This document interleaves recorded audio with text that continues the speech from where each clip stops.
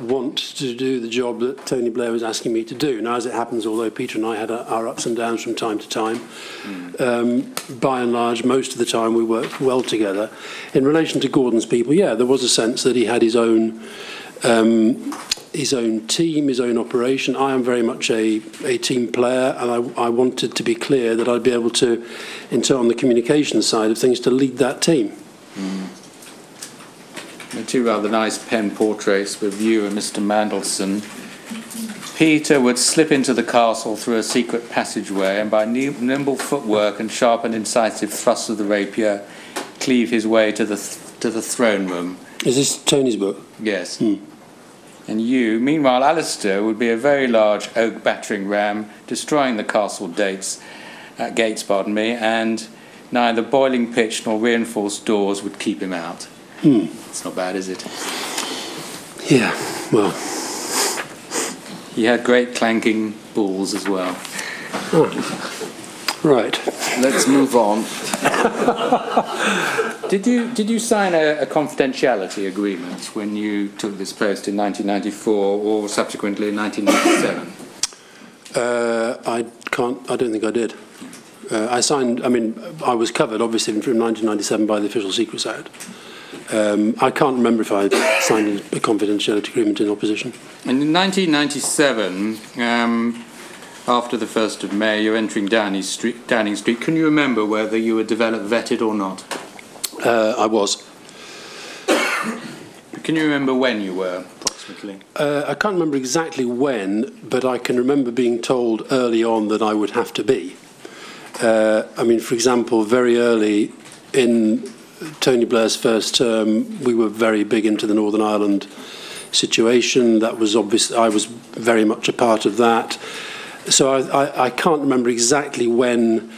I remember being interviewed in my office. I could probably find out a date for you. In fact, it may be in one of those large number of books that you have on your desk there. But I can remember being told early on that I would have to go through what they call the DV process. Yes. It might have been said that was owing to the circumstances in which you immediately found yourself, namely close to documents relating to Northern Ireland. No, I think it was just assumed that I would have to be because of in the transition, there'd been these discussions with Robin Butler, who was at the time the Cabinet Secretary. Jonathan Powell was going to be Chief of Staff, I was going to be Chief Press Secretary, and I think it was assumed that we would be involved in all of the kind of sensitive policy areas that Tony Blair was going to be taking charge of. So, for example, we were President of the European Union. There were lots of NATO issues going on. So I think there was an assumption from the word go that I would be. So I think all I was trying to ascertain, but it may be very difficult to differentiate this, whether there was a reason of principle which caused you to be developed vetted, or a series of obvious circumstances which rendered it desirable. I'm not sure it's possible to say which, is it? I think it was the former. I think it was made clear to Jonathan Powell and me that we would have to go through that process. Okay. The next theme is the worrying of the Murdoch press, when you take that after paragraph 9 of your statement, Mr. Campbell, which is our page 00795. Yeah. And in essence, you explain that it was a neutralisation strategy, but you ended up doing rather better than that. It sums it up, doesn't it? Yep. And the reasons, from your perspective, are pretty obvious. Evisceration by the Murdoch press during the Kinnock years, is that right? Mm-hmm. Anger over the 1992 election result, although, as you say, cause and effect could never be clearly established, is that right? Yep. And then the iconic status of the Sun. I mean, did you feel in 1994 to 1997 that the Sun did occupy such a status or not? No, not really. I think that they'd very cleverly marketed themselves as having such a status. And I think that, I say elsewhere in my statement about there was a kind of a sense of a hierarchy of which papers were more important than others. And I think the Sun, I wouldn't call it iconic, but I think it was a significant player. And I think within the media marketplace, Rupert Murdoch then had probably within the press a greater share and greater power than perhaps he does now because of all the changes that have happened with television, internet, social media and so forth. Well, put another way, was it particularly important for you either to neutralise the Sun or at best to win it over, even if the word iconic may be putting it in a... That was certainly one of the things that one of the things we discussed in that night in France, and it's one of the objectives that I set myself. Yeah. The neutralisation strategy, in a sense, was to counter the influence that I had seen as a journalist who supported the Labour Party, and to try to ensure that we had a more level playing field where we could communicate to the public what we were trying to do and the changes we were trying to make. In terms of which paper was the biggest prize in terms of either neutralisation or at best obtaining its support, did the Sun fall into that category? Well, it probably fell into the category of the only one that might, as it were, shift position. I couldn't have ever imagined the Daily Mail. So our approach vis-à-vis the Daily Mail, for example, was just to kind of stop them being quite so vile. Our approach with papers like the Express would have been to engage with them, but I would never have expected the Express to come out for the Labour Party. And the broadsheets were in a slightly different space. The Mirror, I'd worked for the Mirror for years. I couldn't have imagined the Mirror not supporting the Labour Party. So the Sun, in a sense, was the only one that was in this rather odd space. Mm. But I was surprised. Although we set ourselves that objective, I think if you'd have asked me in 1994, did I think the Sun would back us in 1997, I'd probably have said no. Did you regard having to deal with Mr. Murdoch and his press as a necessary evil? Well, I think it was part of the job. It was part of my job to help Tony Blair communicate to the public, and part of that was through the media. Rupert Murdoch, there's no point denying, is the single most important media figure, and it would have been foolish on our part not to have sought to build some sort of relationship with him. Did you regard having to deal with him as a necessary evil? Well, I don't like the word evil in relation to anyone, but I saw it as a part of my job, and I saw it as part of what we sought to do.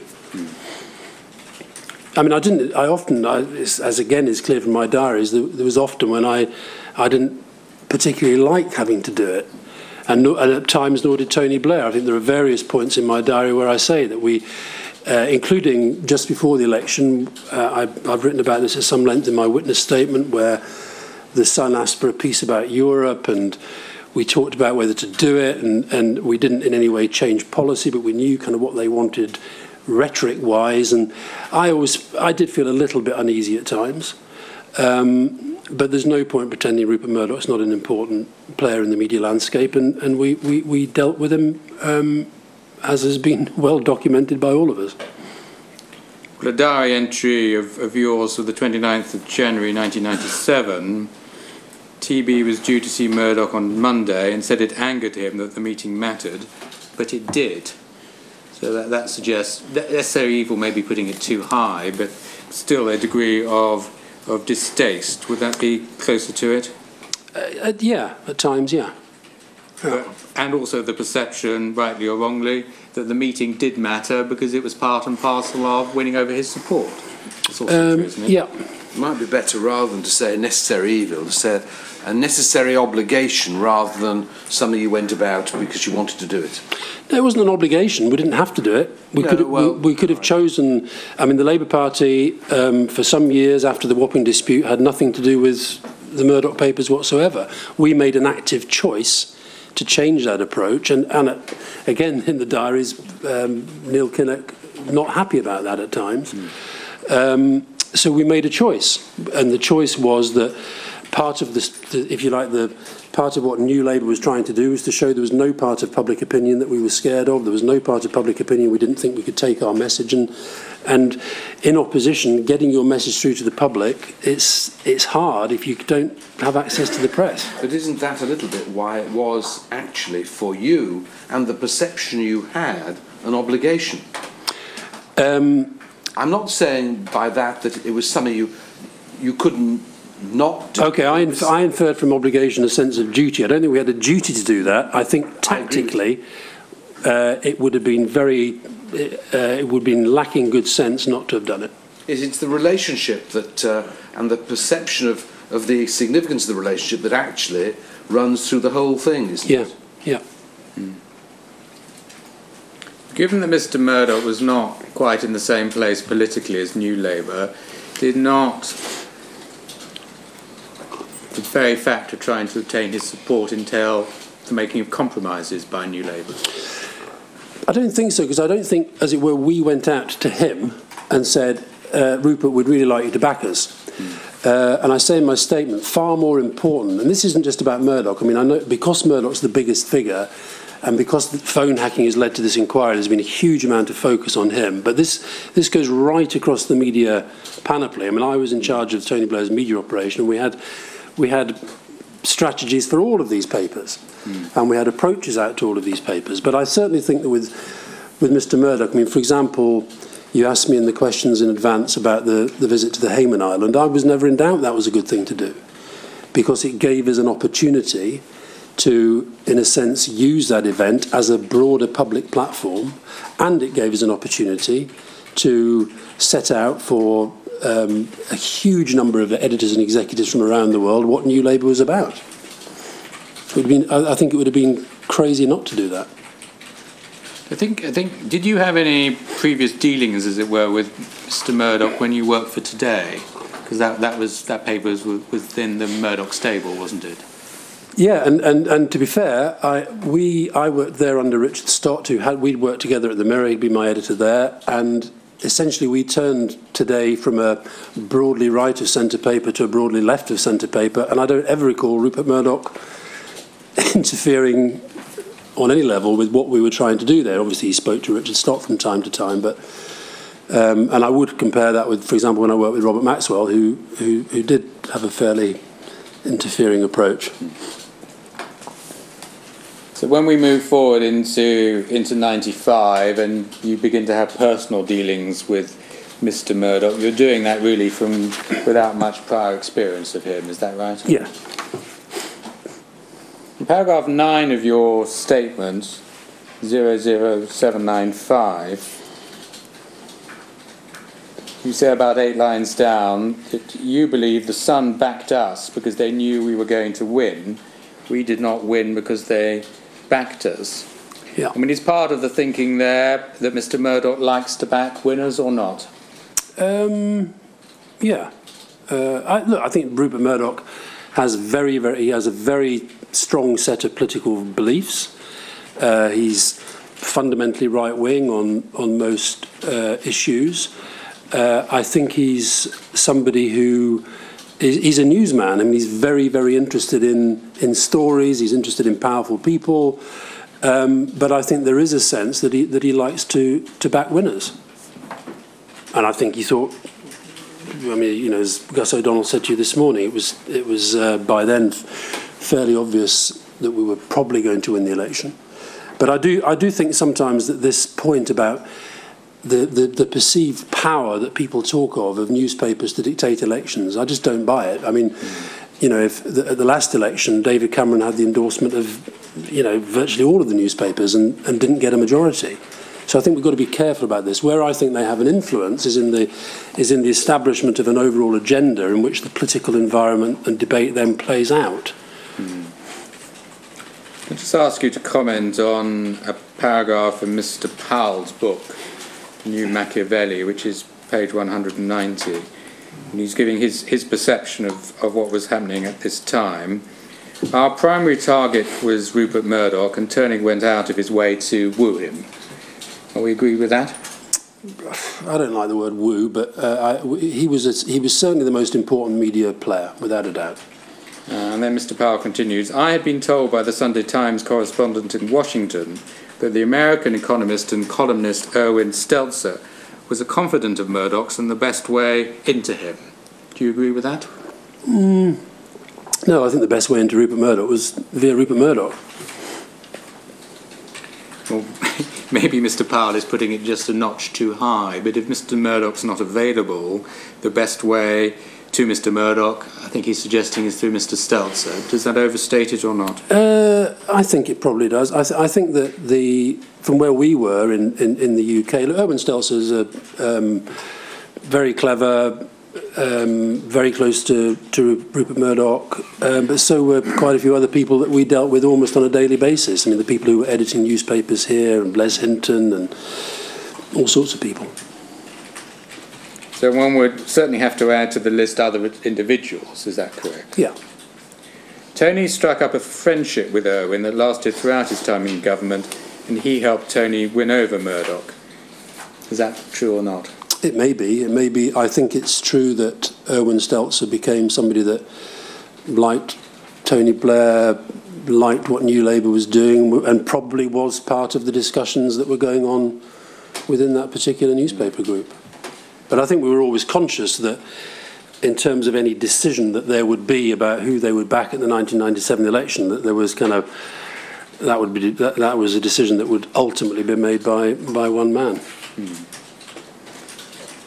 then Mr. Powell talks about the trip to Hayman Island, which of course we all know about, and continues, Tony put great efforts into maintaining the relationship right throughout his time in government and thereafter. Yeah. The issue of any trade-offs, Mr. Campbell, this is paragraph 49 of your witness statement, page 00823. Mm-hmm.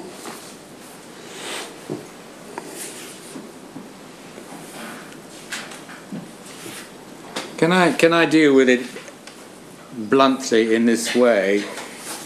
Are you able to assist the inquiry from your own knowledge of any evidence which would suggest that an express deal was made between Mr. Murdoch, Mr. Blair, or Mr. Blair's government? I don't think there ever was such a deal. Can we be clear, Mr. Campbell, on what that answer's based on? I'm not asking you to comment, I'm just asking you from your own knowledge. If you knew of such a deal, you would tell us, because I've asked you to tell us. Mm-hmm. Do you have any evidence of such a deal? No, absolutely not. In terms of the possibility of implied trade-offs or unspoken reciprocations, paragraph 49, you refer there to I think we probably asked you to look at the big bad bastard comment, which is Mr. Paul Keating, who was then, of course, the Labour Prime Minister in Australia, wasn't he? Yeah. You cover this in your diaries, volume 1, pages 247 and following.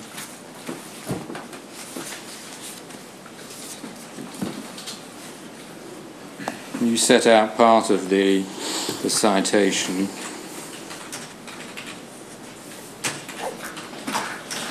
Page 247. Well, on the 16th of July 1995, mm-hmm. on Murdoch he told TB he's a big bad bastard and the only way you can deal with him is to make sure he thinks you can be a big bad bastard too. Mm-hmm. You can do deals with him without ever saying a deal is done. Mm-hmm. But the only thing he cares about is his business, and the only language he respects is strength. And then a little bit later on you say, if he thinks you're a winner, he'd prefer to be with you than against you. Yeah. Now, obviously, Mr. Campbell, you weren't taking notes while this conversation was going on, but did you record it that evening in your diary, or how does it come about that we see it in inverted commas? I did actually quite often take notes in meetings, but I can remember that. I can't remember exact words in that conversation, but I can remember Paul Keating's advice very clearly, and it was good advice. I think he said later, You have to, this is Keating again, you have to remember with Rupert that it's all about Rupert. Rupert is number 1, 2, 3 and 4 as far as Rupert is concerned. Anna and the kids come next, and everything else is a long, long way behind. They overestimate the importance of their support for you, but if you can get it, have it. If you're Labour, you need all the help you can get to win elections. This is Paul Keating, who's had some considerable experience of dealing with Rupert Murdoch. Yes, that's at page 249, the last paragraph really for the entry for that day. Yeah. The reference to they overestimating the importance of their support for you, the they is a reference to the Murdochs, is it? Yeah. I think that relates to the point I made earlier. I think newspapers do overstate their own importance, and I think politicians overstate it as well in terms of endorsements at elections. Just Mr. Keating's, you can do deals with him without ever saying a deal is done. I mean, what was he suggesting there? Well, it's done on a nod and a wink, or was he suggesting something else? No, I think what he's saying there is actually explained by what he goes on to say, in that he needs to know, it's the big bad bastard point, he needs to know that you can be as tough as you need to be. And I think that, you see, again, I think in relation to this whole area of policy, for me, there's been all this focus on our media management techniques and so forth, and, endless books written about it and so forth. I don't think it's that important. What would be wrong is if there ever were the kind of trade-off that you were talking about. And I don't think there's any evidence of such a trade-off. And on the contrary, I think that if you were to talk to people who worked at Sky, I think they would argue that Rupert Murdoch's political profile and the sort of general media neuralgia surrounding him probably led to decisions being made with greater scrutiny upon Sky than might have been other companies. I mean, if you just look at the big policy decisions we took, the biggest in the media sphere was probably the rise in the BBC licence fee. Now, they weren't terribly happy about that. Ofcom, I think Mr Murdoch said in his evidence, not happy about that. He tried to take over Manchester United and was blocked. The digital takeover, there were digital switch, there were differences, ITV, Channel 5, there were lots of areas where you'd be hard-pressed to say that the Murdochs and the Murdoch businesses were getting a good deal out of the Labour government. Just to what Mr. Keating was saying, wasn't he simply saying this, that unless Mr. Murdoch thinks that you too are a big bad bastard, there's no point even thinking you can do a deal with him because he'll think that you are weak. But the way he operates is by implied deals, by nods and winks. Isn't that the message Mr. Keating was trying to get across to you? I don't think so. I think he was saying what he says in that broader context that I've set out in the statement. But I certainly think that the Rupert Murdoch might have been thinking that historically he'd had, for obvious reasons, this very, very difficult relationship with the Labour Party. It looked like there was going to be a Labour government. Historically, our policy positions would, in a sense, have gone after the Murdoch empire, whether it's cross-media ownership or whatever it might have been. So my point is that I never was witness to, and don't believe that there was ever a discussion that said, now, Tony, if you do this and you do this and you do this, my papers will back you. It just never happened. And I also think, as I've gone through some of the issues, that Tony Blair went through these and the government went through these issues on their merits.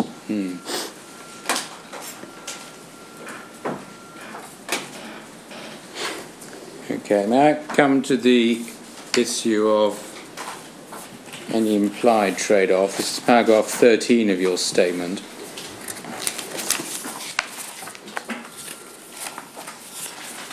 You deal there with the Sun in 1997, but before I come to that, do you agree with Mr. Price's view, and this is Mr. Lance Price, that plans to limit cross-media ownership in a way which would have restricted Murdoch's empire had been quietly dropped by the Labour Party within 6 months of Blair's visit to Australia in 1995? They hadn't been quietly dropped. We changed the policy. We changed the position. They were noisily dropped then. Well, I think that Lance was trying to kind of feed into and play up to the idea of some sort of conspiracy. There was none. Tony Blair just wasn't terribly keen on the cross-media ownership policy that we'd had up to then. And I've set out in my statement what his general position was in relation to cross-media ownership. So the attribution of cause and effect, which Mr. Price sees in the sequence of events, you don't believe is correct? I don't know. Did you have any discussions with Mr. Blair about the change in cross-media ownership policy? I must have done. I must have done. Did he mention in any way the impact the change might have, or more exactly the existing policy would have had, on the Murdoch press? Not that I specifically recall, but it would certainly have been a factor. It would have been a factor. So the change in policy was beneficial to the Murdoch press, and that was part of the thinking, was it? No, what I mean by part of his thinking would be, I think Gus O'Donnell said to you today that in any policy-making process, part of your thinking will be about how this will be perceived, written up, and so forth. But Tony Blair's view on cross-media ownership was that he was not in favour of changes on the position on cross-media ownership that would lead to the closure of titles. He was in favour of trying to broaden the market and open up the market to new media owners.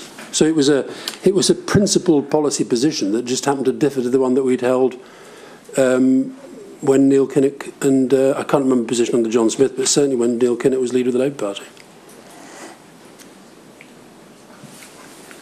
Okay. Can I deal with the Sun piece in 1997, which you refer to in paragraph 13? Yeah. I think we saw this with Mr. Murdoch himself, the actual piece, which Mr. Blair wrote shortly before the 1997 election. It was in March 1977, about our commitment to a referendum on the euro, you say. It was made clear to me by the editor that if Mr. Blair were to emphasise the point that there would be no entry into the euro without a specific referendum on the issue, that he understood people's fears about a so-called European superstate, it was likely to be the final piece of the jigsaw before Mr. Murdoch agreed the paper would back Labour. You describe that as purely a question of rhetoric, but wasn't that specifically a matter of policy, or at least something which Mr. Blair did, which he would not otherwise have perhaps wanted to do? No, in terms of the policy was already set. The policy was set. And we did have a discussion. I remember we did have a discussion about whether it was sensible to do this piece at that time. And as I say, I go on to say that it was fantastically irritating on one level. We had to go through these kind of routines, but with an election looming, we would be daft not to try it. So I don't think we did change policy. I will admit to being a little bit queasy about the. I think the headline was "Why I Love the Pound." And it was, so I was a little bit queasy about that. I will be honest about that. But I don't think on policy anything was ever traded with Rupert Murdoch, or indeed with any other media owner. So there's an example of where the Sun, mass-selling newspaper, coming up to an election campaign, is giving us half a page to set out our stall on an issue which is important, probably more important to the paper than it is to their readers, to be absolutely frank. And we took that opportunity, and as I say, I think it would have been crazy not to. Was it part, you have to remind me, Mr. Campbell, was it part of the Labour Party manifesto in 1997 that there would be a referendum before the United Kingdom entered the euro? Yeah, it was. I think I'm right in saying it was one of the 5 pledges. I'm not saying this is ancient history, because it isn't, but it is 15 years ago, and we're trying to remember. The article in The Sun, which I think was in mid-March, 1997. That obviously post-dated the Labour Party manifesto, did it? I can't remember where we are. But by this time, everybody knew that we were committed to a referendum. I'm pretty sure of that. So even if the manifesto had not been published, it would have been written 6 weeks or so before the general election, because we know the election was the 1st of May, 97. I mean, I'd have to go back and check exactly what's in the manifesto, and when that was published. Well, the manifesto would be published after this, certainly, because the campaign hadn't been announced. But I don't think we were announcing anything new in this piece at all. Okay.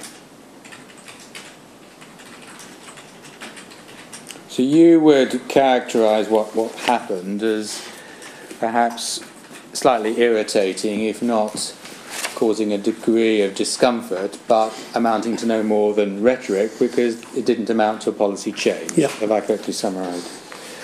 Okay. Can I ask you, please, about... Also, but can I just say there that there may well have been situations with either in relation to the Sun or other newspapers where the Prime Minister would give interviews, articles, speeches and so forth, where he might set out policy changes, and part of any policy change you're trying to get it communicated through the press. I'm making the point about this one, that this is an area where I'd say we were meeting them with rhetoric, and it didn't. Therefore, there was no sense of any trade-off, implied or unimplied.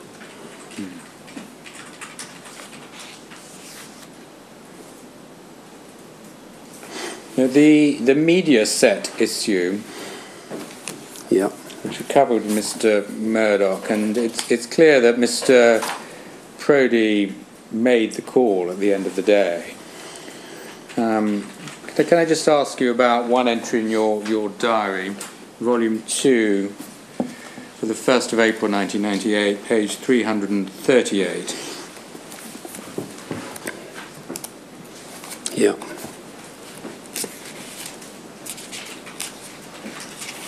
TB said he didn't fear them coming at him about me, but about the relationship with Murdoch, because pausing there, the political knives were out for you at that time as well, weren't they? They were. I'm not sure this inquiry need go into that. We're more concerned with the underlying point.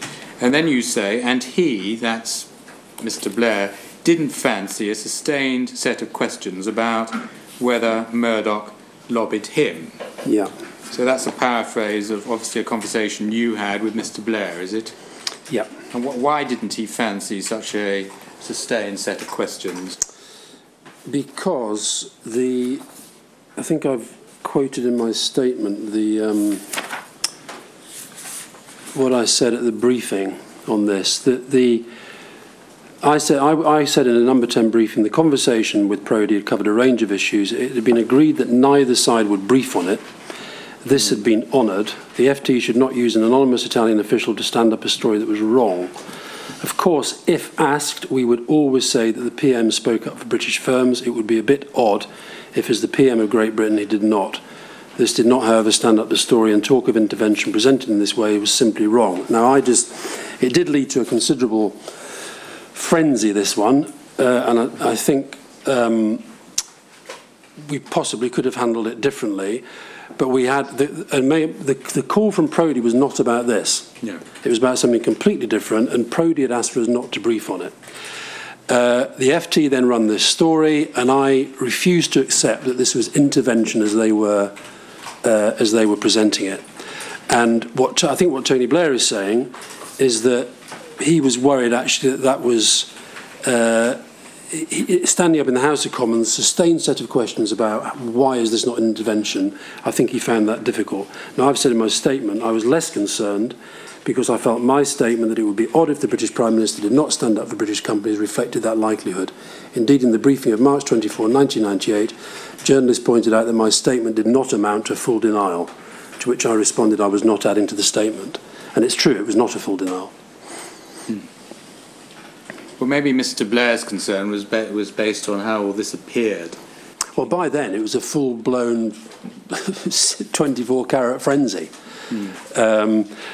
And it's one of those that's tricky because Rupert Murdoch had mentioned this company to the Prime Minister. And the Prime Minister, as I recall, we did have a discussion about whether there was anything wrong in him raising it. And in the end, he didn't raise it until this phone call came in on something else. And he mentioned it, and Prodie said words to the effect that Murdoch's wasting his time, and I don't think it went any further. The origin of all of this kerfuffle was an express request by Mr. Murdoch, presumably made by phone to the Prime Minister, to intervene in a certain way. No, I don't think it was. I think he was trying to establish whether, words to the effect, he was wasting his time trying to get into the Italian marketplace. Well, even if it wasn't to intervene in a way which would necessarily produce direct results, at least to ascertain how the Italian marketplace looked should he put his toe in the water. That's what it amounted to, wasn't it?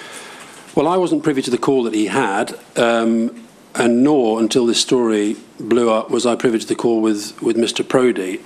But I stood on that line for over several pretty lengthy briefings that I would refuse to accept that was an intervention in the way that it was being presented by the Financial Times. Now, that's where the difficulty came in, because the press said, well, it was an intervention, and I can see why. But, you know, sometimes these situations, you hold a line, and that's what we did.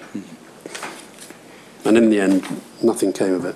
It would have been an intervention if Mr. Murdoch was seeking an express regulatory favour, which clearly he wasn't. But he was seeking information from the Italians, wasn't he? I mean, I know you're going to be seeing Mr. Blair, and you know you'll be able to ask him because he had the conversation. My sense of it would be that he's simply saying, "Look, I'm interested in this Italian company. You know, do you think I'm wasting my time?" And I don't think there was anything more than that. Okay. Of course, the reference to helping a British company was not quite accurate, since we were talking about one of Mr. Murdoch's, well, he would either set up his own Italian company for the intervention, or we're looking back at News Corp, which is incorporated in the States. I accept that. Yeah. But I think what more accurate, this is not a transcript, it's an account of the briefing. Yeah, okay. And we're talking about companies with British interests. Now, the other area we need to look at, and you cover it at paragraph 15 of your statement, is media policy generally.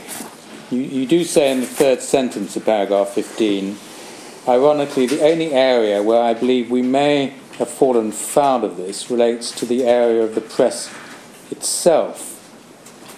Mm-hmm. And then you refer to the current government.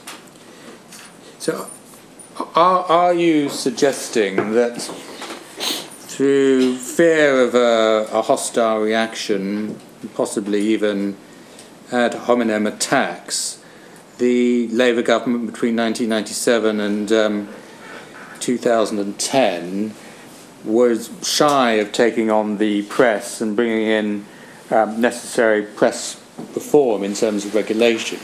Is that the thesis which you say might have some validity? Well, I wouldn't date it as far back as 1997, but I think as time wore on, I think a view developed generally in government, certainly with the Prime Minister and other senior ministers, that there was a real problem. And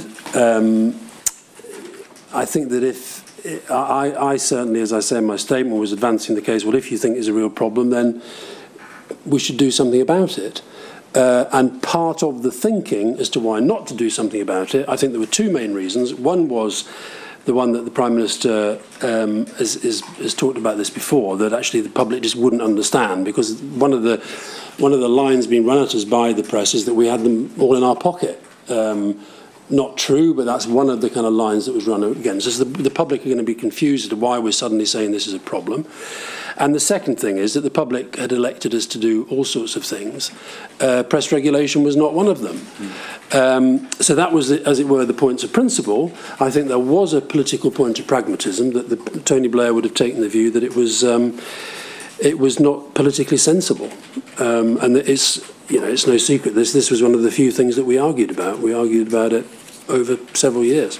Now we can quite see, Mr. Campbell, if we go back to 1997, which of course was before the death of Princess Diana, that sort of included anything in the Labour Party manifesto which committed that government press regulatory reform might have been a bit ambitious, but others may comment on that. But by the time we get to 2001, in particular 2005, there was a possibility, wasn't there, to include it within the government's legislative programme. Is that correct? Well, there was always the possibility. As to whether there was any likelihood, I suspect there wasn't. But some of us were arguing that there should have been. Now, when you refer to concerns about what the media culture was, that's the second sentence of paragraph 16. Yeah. Can we be clear what the analysis is? Because it may be said to fall in two parts. There's one, the political analysis, which is the culture of negativity, the fusion of news and comment, the press driving the news agenda, all the matters which I know are of deep interest and concern to you. But can we put them sort of on one side? And then there are the wider concerns about the culture, practice and ethics of the press, harassment, intrusion, breach of privacy. I mean, I know the two concerns overlap to some extent, but they're more concerned with the interests of individuals. I mean, was your analysis, which is what you refer to on the third line, did it embrace both those concerns or only one of those concerns? Both of them. And I think actually in my first witness statement, I set it out when I talk about a summary of the debit side. News values in which whether something is true counts for less than whether it makes a good story. Culture of negativity, in which the prominence and weight given to coverage is not proportioned to the significance or newsworthiness of the matter being reported, but whether it fits the agenda of the outlet. Lack of anything approaching the sort of transparency or accountability people expect in any other organisation. Ineffectual regulation. And a culture dominated by the media themselves, which allows inaccuracies, distortion, unfairness, invasion of privacy and dubious practices to continue with impunity. And a culture in which any attempt to check or question the role of the media is met with denunciations of the motives of those concerned and instant claims that freedom of speech is under threat. I mean, they sum up what I mean by the culture. I suppose I would throw in there the culture of celebrity. Yes, it's fair that your first statement covers those matters. And you're not identifying, are you, a particular section of the press, or are you? No, I think the culture. I think it's where the centre of gravity within the culture has moved to. So I think it covers the broadcasters. I think it covers the broadsheets and the tabloids as well, but just to different and varying degrees. Now we know it's Mr. Mandelson's view, and we've provided for you the piece in the Guardian, which he wrote in July of last year. It's under tab 7. Yeah. He said that the truth is no issue of priority or principle was involved. We simply chose to be cowed because we were too fearful to do otherwise. And then he said, and David Cameron took up where Tony Blair and Gordon Brown left off. Well, ignoring what happened after May 2010, do you agree with Lord Mandelson's view, we simply chose to be cowed? I agree with it to some extent. I mean, he said there was no issue of principle or priority. I think there were issues of principle and priority, which I referred to a moment ago. But I do accept part of the thinking of the Prime Minister and some of his colleagues was that to take on the whole of the press at the time when most of the public thought we got a pretty good deal was politically not very sensible.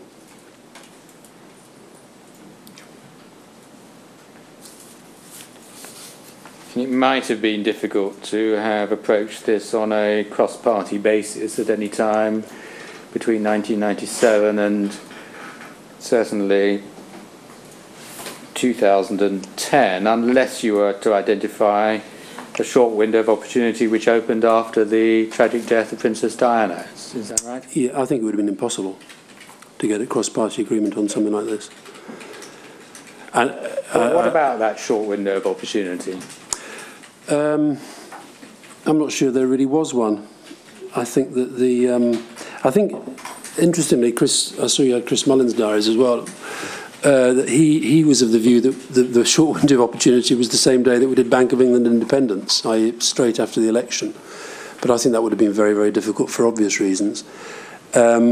I don't think there was, even with all the focus there was upon the conduct of the media post Diana's death, I don't think there was that kind of political or public appetite. This debate is only happening because of this inquiry, and this inquiry is only happening because of the specific set of issues that led to it. But these cultural issues have been underlying it for some time. And as I said in my first statement, both the media and politics have not really faced up to that. Do you detect an appetite now to do that? No, if I'm being frank. I thought that Michael Gove's speech to the Parliamentary Press Gallery was part of a political strategy. I don't think that David Cameron particularly wants to have to deal with this. I don't think he wanted to set up the inquiry. He had to do it in the end.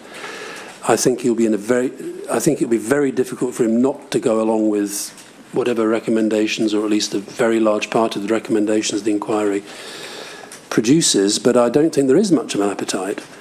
I hope there is some appetite for the sort of cross-party approach you were talking about with Gus O'Donnell earlier, but I wouldn't rule out the possibility of the politicians looking to see how this might affect their positioning vis-à-vis the next election. So I think there is some appetite for change, but I wouldn't overstate it.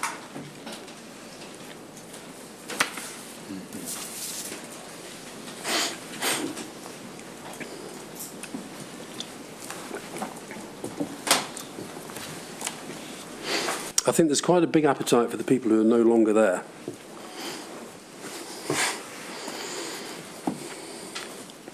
The general topic of reform of the press, in particular regulation, Mr. Powell, again, page 206, see whether this accords with your recollection. We first started discussing how we could remedy the failed relationship between the media and politics in 2002, and we even considered putting the PCC on a statutory basis and creating a right of reply that exists in other countries. Do you recall that? I do. And is he, broadly speaking, correct about the discussions you were having internally? Yeah. And then he says, in 2003, that's obviously Mr. Powell, commissioned Ed Richards in the policy unit to start working on a Royal Commission, limits on ownership and a privacy law. Do you recall that? I do. We discussed the issue back and forth for the next 3 years, but Tony never felt the moment was right to speak out, in part because the press would always have the last word. As it was, they would report, as it was they who would report and interpret what he said. Yep. Does that correctly summarise it? Yeah.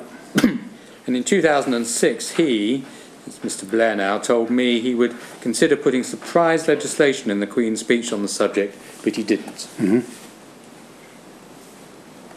And when he finally did make a speech on the media in 2007, well, that's the famous Feral Beast speech of June 2007, which perhaps didn't receive the attention it deserved. Mr. Powell says it was too late. So is that a fair sort of conspectus of what was happening? Yeah, and I think also, as I said in my witness statement, I mean, political leaders, even when they're the Prime Minister and even when they're in a very powerful position, as Tony Blair was for most parts of his premiership, you do have to take accounts of the views of your senior colleagues, and there was no real appetite within the government.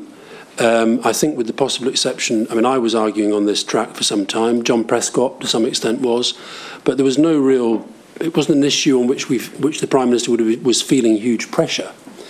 And as I said in the statement, there were a large number of issues on which he was feeling huge pressure.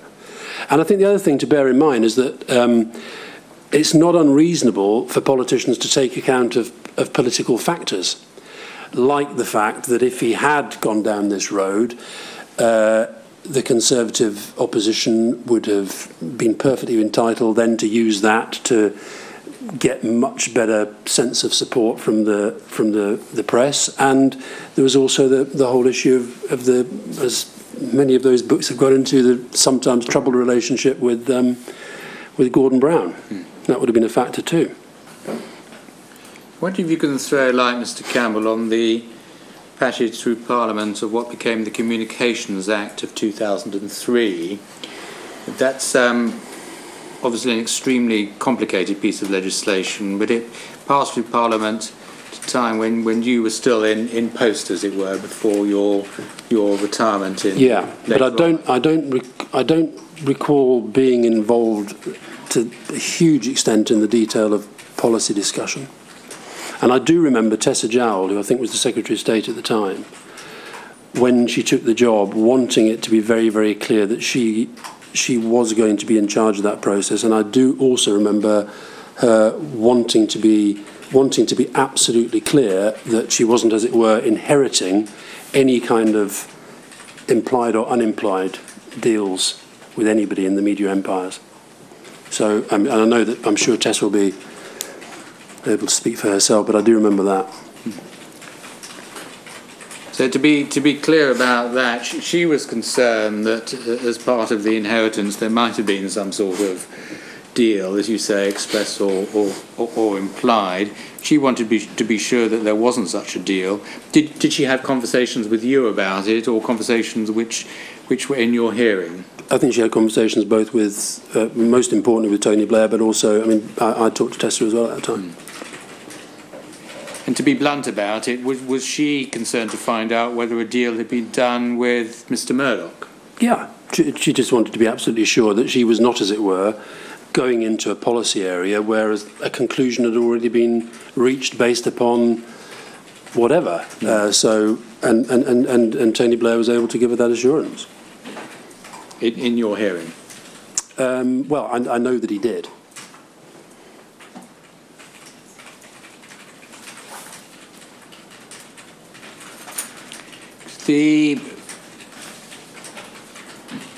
One key issue in relation to that act was the decision to remove the restrictions on foreign media ownership. Is that something that you were alive to? No, I don't. Although I was in charge of Tony Blair's media strategy and media relations, I was not. I didn't see myself as a significant voice within the media policy debate, and I can't remember what else was going on at that time. Lots of things, but I don't remember being too involved in the policy discussions on the Communications Act. When the bill was going through the Lords, it encountered some difficulty, and I think David Putnam, now obviously Lord Putnam, was the centre of the opposition to it. Did you have any discussions with him about that? I can't remember. I don't think so, but I may have done. I can remember. I mean, what month in 2003 are we talking about? Do you know? I think this may have been in 2000. No, and it would have been in early 2003 as it was passing through the Lords. Right. It took some considerable time for this act to become law. I mean, it's fair to say that after September the 11th, the year before, I was very, very primarily engaged in foreign policy. I do remember having a conversation with David Putnam about something else, which was an education policy issue, and he may have raised it, but I couldn't. I can't guarantee that. Okay. I was aware of his views, though. I think he was expressing them publicly. Is there anything further than you can help us with the passage of that act, in particular the concessions which were made in the Lords at the end of the day? Can you go back, please, to paragraphs 51 to 53 of your statement?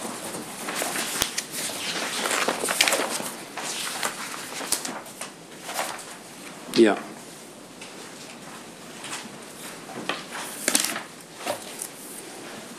We're going back now to Mr. Murdoch and still, I suppose, on the theme of implied deals. The telephone calls about 3 telephone calls just before the start of the Iraq War in March 2003. Yeah. It's not something I think you can give very, very clear evidence about, save for the fact that they probably occurred or did occur, but the substance of the calls you can't assist us with. Does that say? Well, I can only give you evidence insofar as it relates to what I wrote in my diary. I don't actually remember the calls, but I did write in on March the 11th, 2003, about one of the calls. But I don't remember the calls themselves. But I've obviously spoken to Tony Blair about one of them, and I've written something in my diary. Which is the odd, not very clever comment, but Yeah. that doesn't throw very much more light upon it. Well, only it does appear to suggest that it wasn't, as it were, a call that Tony Blair had made. Whether that helps you or not, I don't know. Let's not use the phrase implied, express, deal. Let's use none of those words. Let me just understand what's going on here. The government was more than just contemplating, heading for a war. Mm-hmm. It was obviously understandable if they wanted to discover what the reaction from those who are responsible for our media was going to be. And I could equally understand why a Prime Minister might think it of value to seek to get across in an unvarnished way, unmediated by other press comment, what was really going on in his mind, to try and put the best case, which of course is presumably what he was thinking about, for the conclusion that he'd reached. But what I'm interested to know is where that leads. Is it requesting support? Is it neutral as to whether you have support? Is it... I mean, what's going on here? Do you understand my question? Yeah. I mean, look, by this point, as you say, it was perfectly clear where this was leading. And equally, it was perfectly clear that most of the media were opposed to what we were doing. And Mr. Murdoch's titles were in favour of what we were doing. And I think it's also fair to say that the Prime Minister, he would have appreciated that support at that time, because it was probably the most difficult decision he ever had to make. It was the most difficult period of the time that I was with him, bar none. But as I say in my statement, in terms of, I wouldn't want to put too much significance, given all else that he was dealing with at that time, when he was speaking to presidents and prime ministers around the world the whole time. I wouldn't overstate the significance of a couple of phone calls with Rupert Murdoch. So in terms of what I think is going on here, and again, as I say, I'm relying on what I've written in my diary. What I think is going on is that Rupert Murdoch has placed a call and Tony Blair has taken that call, and Rupert Murdoch is just wanting to have a chat about what's going on. And I go back to the point I made earlier, that Rupert Murdoch, one of the things I think that makes him different to some of the other media owners, some of whom you saw last week, is that he's a newsman. He's interested in what's going on in the world. So I think that's what's going on. But I can't help you beyond that because I don't remember the call. But certainly at that time, he was in a very, very difficult position.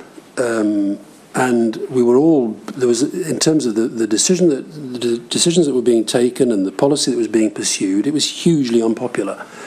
We knew that. Most of the rest of the media, either on the papers on the left because they were opposed to the war, the BBC because of the dispute that we'd got into with them, the right-wing papers, most of them because they hated Tony Blair by then. It was a pretty difficult media landscape. And whether Rupert Murdoch was kind of just signalling that, you know, well, I'm the kind of the last one standing, I don't know. So that's all I can really give you is what I've put in my diary on that day.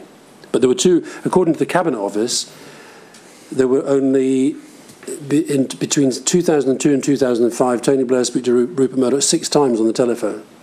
3 of those calls were during this period. And I think it's a combination of Rupert Murdoch trying to find out what's going on and also probably just saying, look, you know, we're going to support you on this. Does that help? Why would he need to do that? Well, he wouldn't. He wouldn't. But I think it's... and again, I can't really help you beyond what I've put in my statement. But look, it was the biggest issue anywhere in the world at the time. I understand that, but and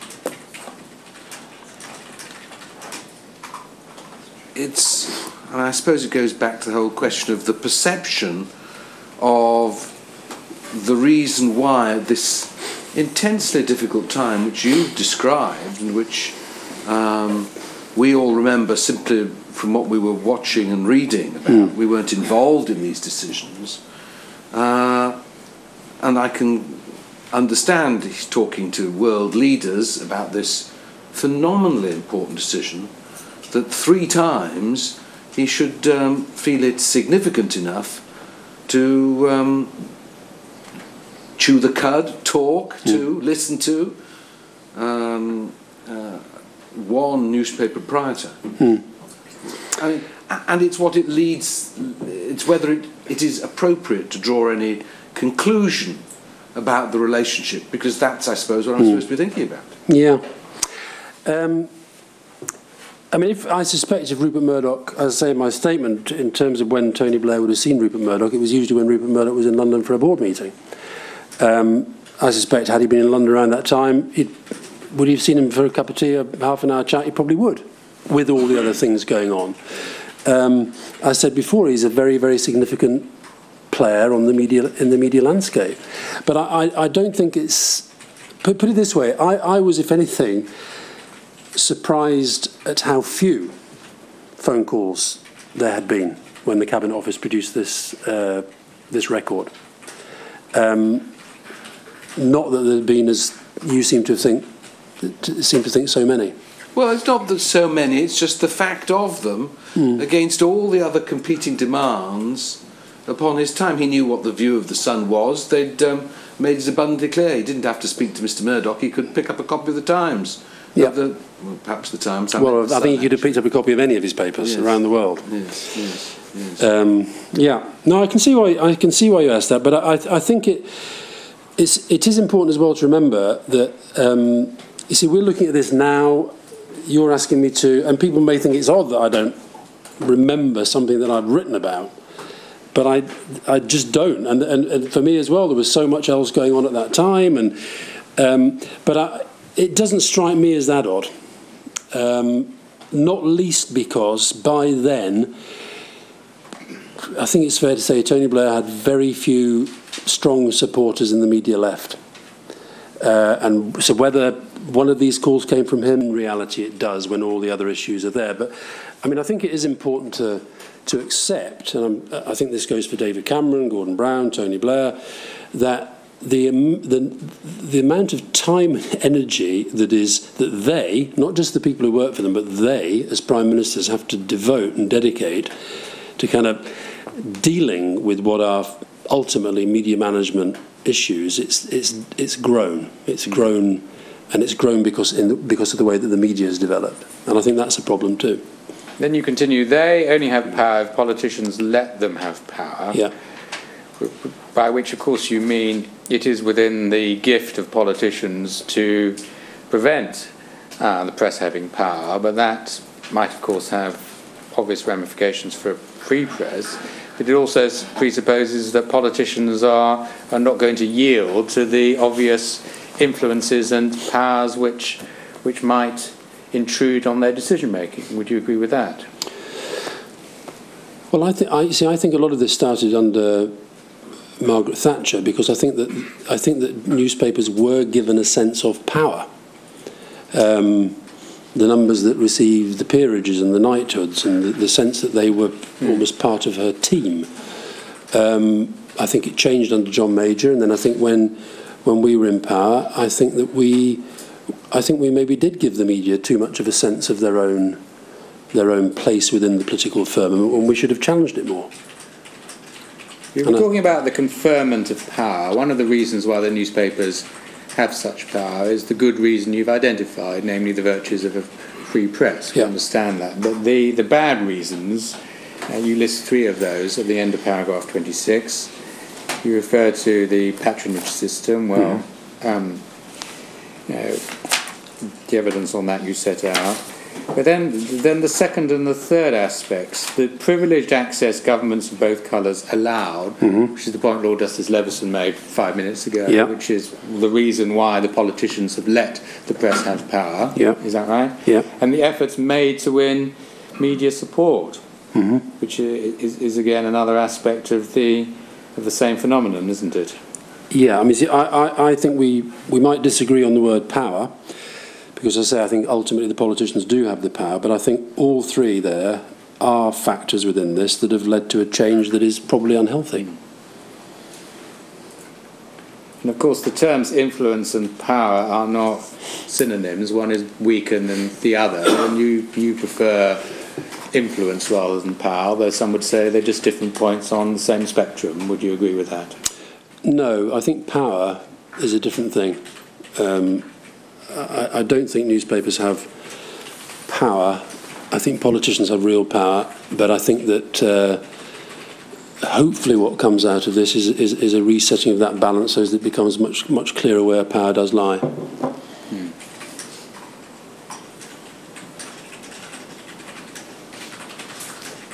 Well, one prefers to use the term power in relation to elected politicians because that's what we confer on them, and one doesn't like to use that term in relation to unelected organs such as the press. But really, this is just a play on words, isn't it?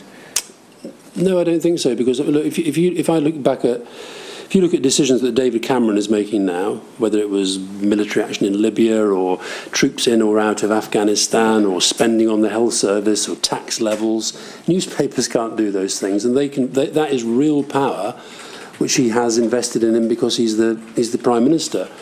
Newspapers can influence all of those debates. I don't think it is power. Okay. Can I move to a different topic now? It may be slightly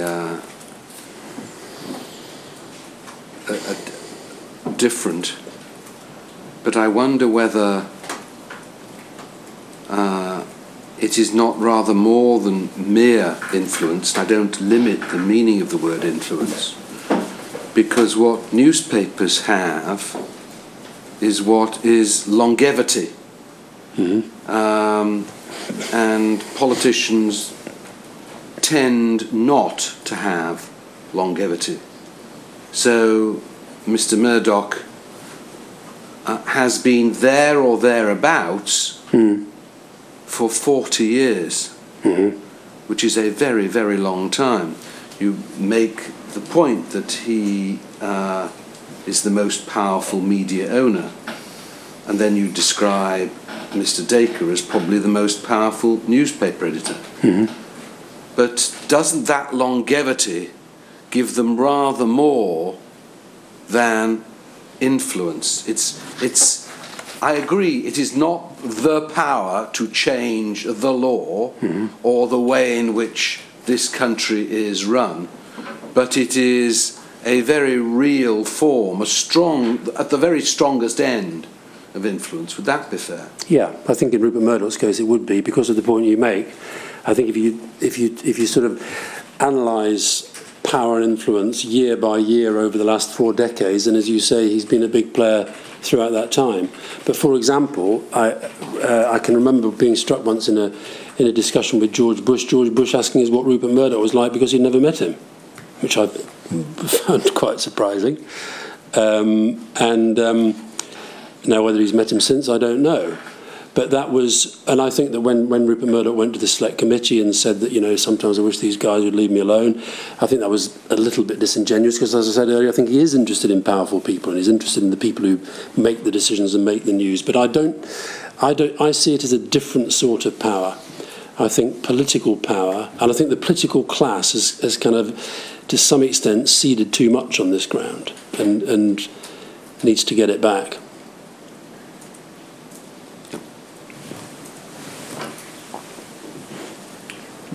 Another aspect of the relationship between the media and politicians, and obviously vice versa, touched on in the Phyllis report, which we looked at this morning. It's under tab 21 in the bundle we've prepared.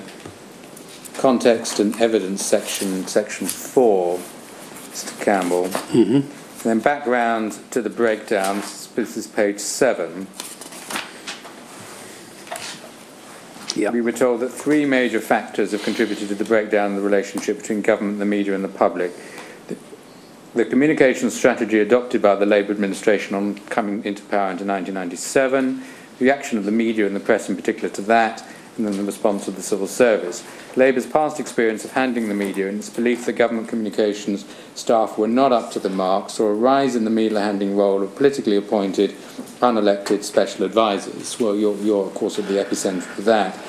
Their more aggressive approach and their increased use of selective briefing of media outlets in which government information was seen to be being used to political advantage led to a reaction from the media that's produced a far more adversarial relationship with government. Well, no doubt cause and effect there may be disputatious, it's inevitably mixed up, and you would say, well, you certainly can't date this to 1997, you should look much earlier in time, and your evidence says that. But the basic thesis that is advanced here is not far wide of the mark, is it? No, although the specific, as the same page says, the specific trigger for this inquiry, I think I'm right in saying, was the very difficult relationships between civil servants and special advisors in one department, Department of Transport, and also then the difficulties that we had in relation to what became known as, because everything has to have a gate, Cherie Gate, and the Bristol flat. So I think that was the background, and then as the Phyllis report sets out, we then got into the difficulties with the BBC over Iraq. So I think that the relationship had got into a very, very bad place, there's no doubt about that. And as I say in my statement, I think a lot of the media put the blame on us. I think we put most of the blame on them, and that probably exacerbated the problem. But I think it is. I do emphasise, as I said earlier, that this will not be fixed unless the media do accept some of their responsibility in relation to how this all developed. And I've set out in both statements why I think it's happened. I think some of it's perfectly understandable, but if we just see this as a problem of government communications, then we're not going to get anywhere. Usually when one's trying to diagnose a problem, it's sometimes not particularly helpful to dwell on fault, and certainly rarely helpful to dwell on personal fault. But are we able to agree that there is responsibility on both sides of the equation, as it were, the side of the press and on the side of politicians, in particular those who advise politicians or speak for them, such as you? Yeah, I will, but what I won't do is, you see, what the media like to do is say, well, you have to, until you say it's all your fault, we're not going to kind of engage in this debate. That's where we've been for the last few years. Now, this inquiry has actually finally led it to a slightly different place. I don't make any apology for the changes we made in opposition because they helped us to win. I don't make apology for the changes we made in government because they helped us to communicate more effectively, and I think that helped the Prime Minister to govern more effectively. What I do accept is that at times we probably were too controlling, that at times we did hang on to some of the techniques of opposition when we should have dumped them at the door of number 10. But I'd also ask you to bear in mind just the sheer volume of issues that we were expected to deal with, be on top of. 24/7 media means just that. You are dealing with this 24 hours a day at a time when, in my case, also trying to be in charge of overall strategy as well. So I think the points that I made earlier about the debit side of the way the media's developed, I don't resign from any of them, and I think the media has to face up to that. Mr. Marr, in his book My Trade, under the chapter The Dirty Art of Political Journalism, page 161, gives a graphic account of a certain modus operandi. Tales of how New Labour had bullied junior reporters or producers spread through the Warren and Press Gallery offices and between broadcasters' headquarters. The backlash was slow, but it came. By the end of Blair's first 2 years, it was a badge of honour to be bollocked by Campbell or Mandelson and to shout back just as loudly. I don't really buy that, to be honest. I think that was I robust? Yes. If a newspaper wrote something that I wanted to rebut and refute, would I do it? Yes. But this bullying thing, I think, is just nonsense. I really do. Then he carries on. The persistent attempts to dictate what should appear on a front page or at the top of a running order became infuriating and hardened journalistic hearts.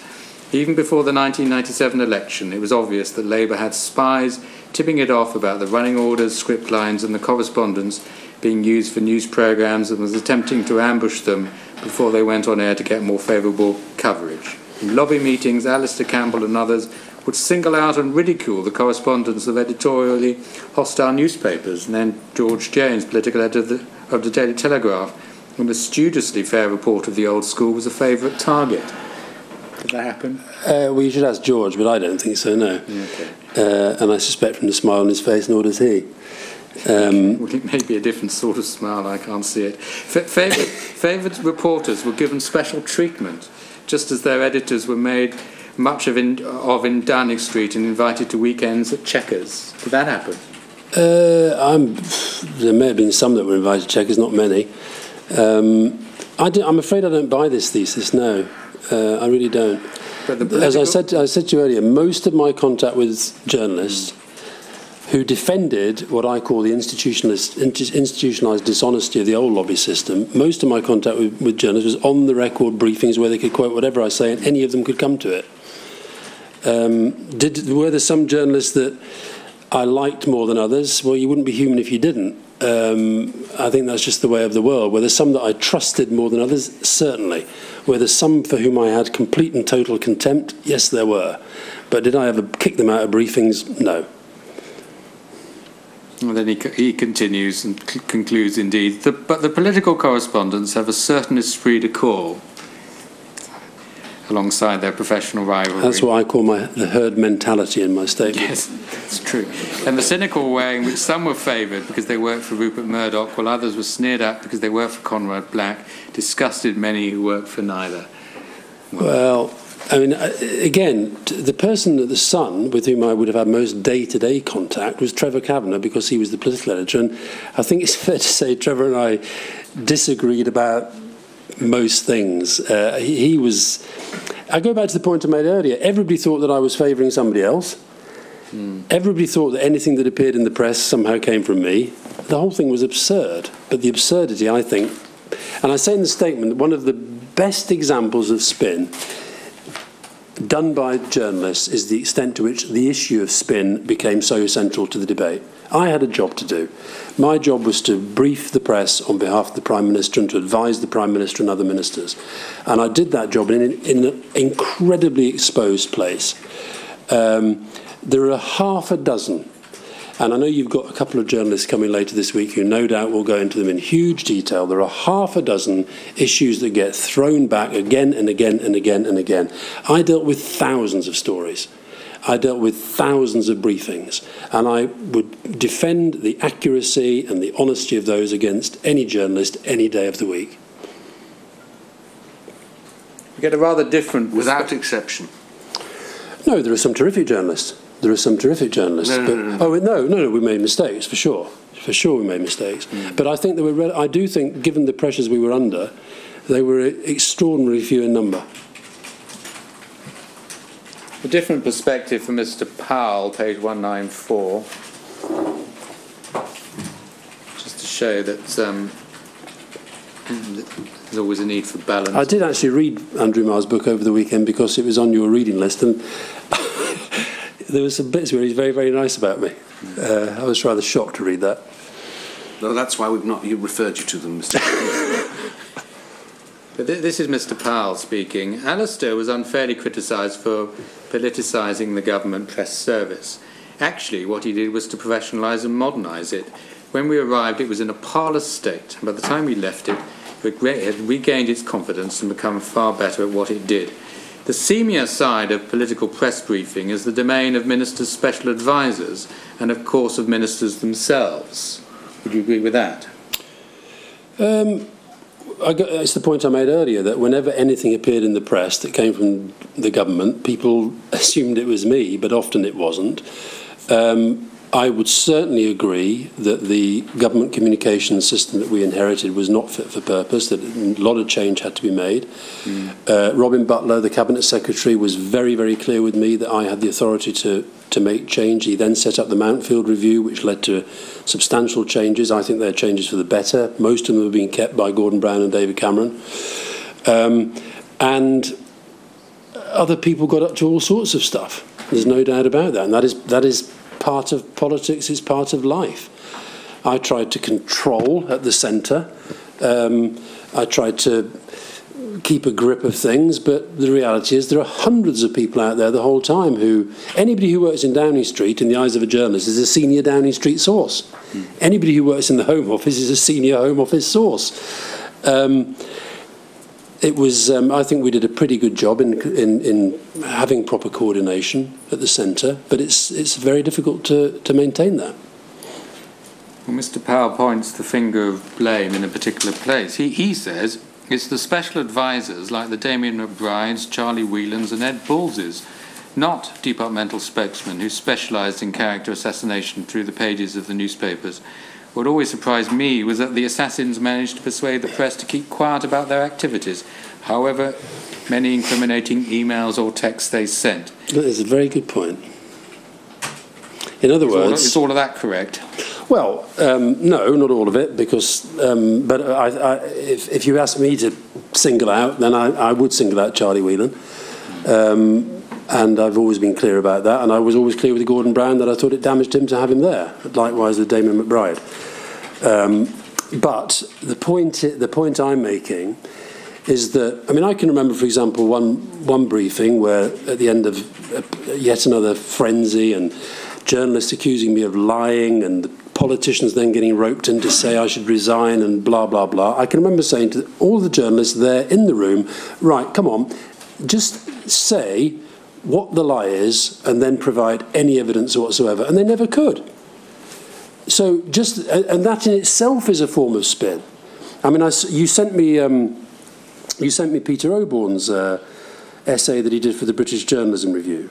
Most lobby journalists, he said, have been deliberately misled or lied to by Downing Street, followed by zero evidence whatsoever. New Labour's culture of deception, manipulation of statistics, secretive smear campaigns. He then lists Mo Molam, David Clark, Keith Hellawell, the drug czar. No evidence whatsoever. And Mo Molam's a very, very good example. Mo came to believe that we were briefing against her because it kept being written. And there's not a single journalist has ever produced a shred of evidence. And that's what I mean by them being the spin doctors. And then finally, Mr. Powell, they succeeded, this is the special advisers again, in building up a dependency among the political correspondents by feeding them a constant supply of stories so that the journalists were reluctant to endanger that supply by revealing their methods. Correct. And that's why, if you look at... There's David Cameron now, he's the Prime Minister. He has his own media team. I don't think George Osborne is necessarily comparable, but say take something like Boris Johnson. I'm not saying this is going on, but if Boris Johnson and the people around him want to be briefing the press in a way to undermine David Cameron, they can do that, and they know the journalists aren't going to drop them in it because it's too good a story for them. So we had that in relation to some of the people who worked with Gordon Brown, no doubt. Of course, by the end of your time in Downing Street, Mr. Campbell, you were somewhat jaded, it may be fair to say. Mr. Blair points out, pages 302, pardon me, of his book. Alastair was getting exhausted and ratty, and he was getting set upon by the media, whom he was coming to loathe. He was therefore not handling quite right. Well, not interested a bit about handling quite right, but you were coming to loathe them, presumably. Not all of them. I was coming to loathe. Well, I had come to loathe the culture that I've set out in my statements. There were some individuals that I had come to loathe. I'd come to loathe their self-obsession, their obsession with me, the negativity, the trivialisation. I had come to loathe all that, yeah. But let me just say, on the other hand, as I said in my first statement, some of them were and are fantastic first-rate journalists who I think were as worried about the culture as I was, but didn't feel empowered to do anything about it. But I was certainly ready to reach the exit door.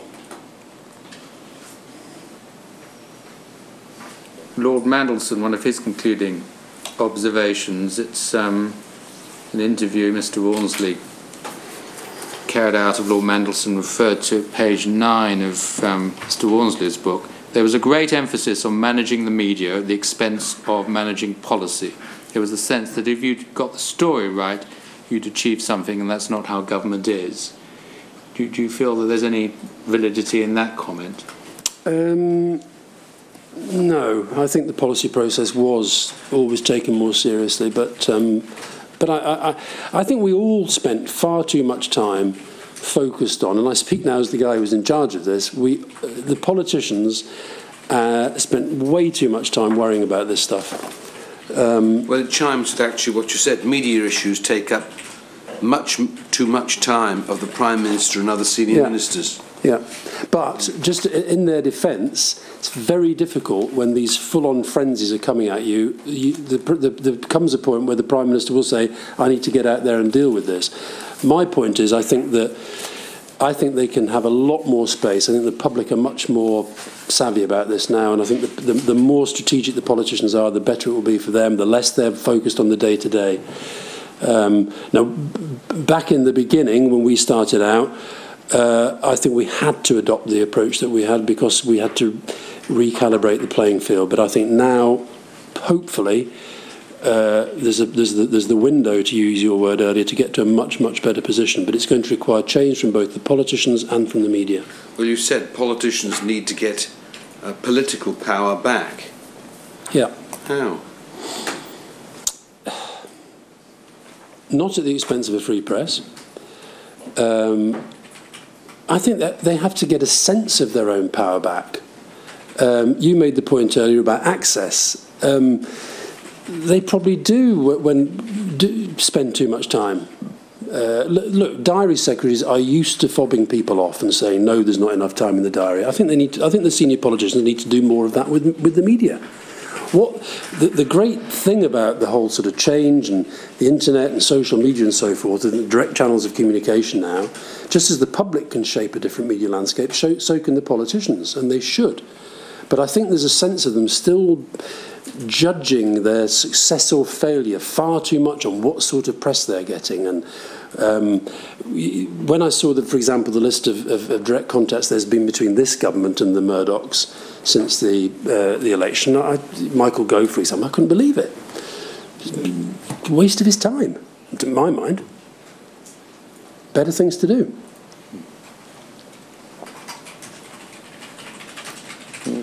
We will look at the future again at the end of your evidence, but I have been asked to put you a line of questions now from various different sources, most of them core participants, so I'll do that now, Mr. Campbell. Am I allowed to guess which they are?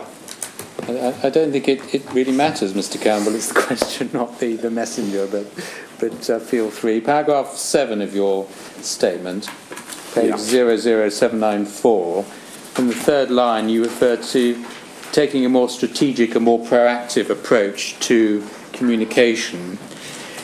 Did this entail on occasion economising with the truth, more particularly the tensions between Mr. Brown and Mr. Blair, which you continued to deny as an invention of the press? I don't think you can say I ever denied them as an invention of the press, but I may have dealt with them in the way that I felt would best benefit the government. You have to remember, my job was not... I wasn't the press's representative in Downing Street. I was the Prime Minister's spokesman.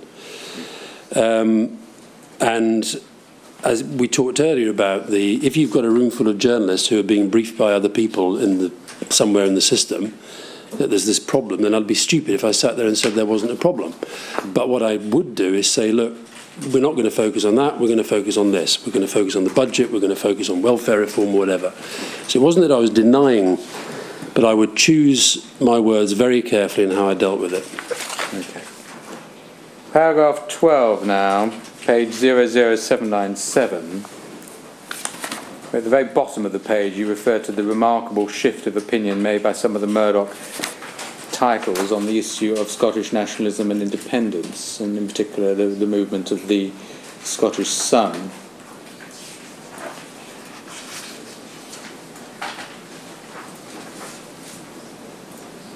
The Times made Mr. Salmond Man of the Year. You're not suggesting some sort of causal connection there, are you, Mr. Campbell, or are you?